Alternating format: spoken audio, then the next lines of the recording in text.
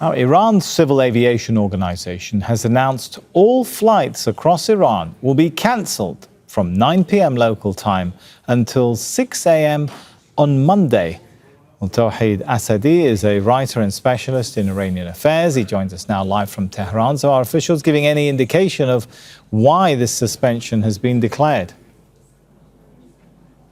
Well, from the statement that we heard from the spokesperson for the Civil Aviation Organization, the restriction that has been imposed at the time being, which started nearly 45 minutes ago, is just because of sort of operational restriction, I'm quoting him, and just except for that, we don't have much details. It could be sort of offensive or defensive measure, or it could be a measure of precaution, or it could be any kind of action to prevent potential casualties in case tensions surge. So under this circumstance, we're seeing some messages coming from the Israeli Prime Minister that constantly threatens Iran, and at the same time we hear statements from the Iranian officials, including the Supreme Leader, saying that in case it ramps up, there is going to be further retaliations down the road. So with that said, we can understand that the situation is quite complicated.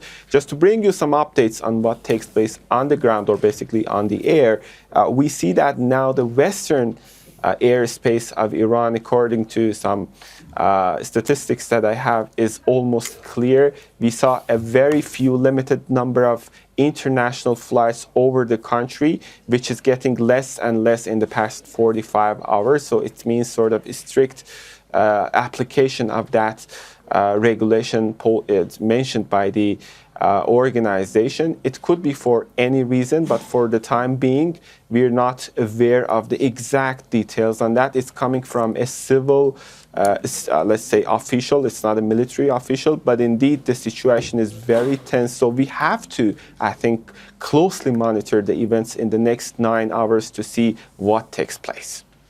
All right, thanks so much, Tohid Asadi. Make sure to subscribe to our channel to get the latest news from Al Jazeera.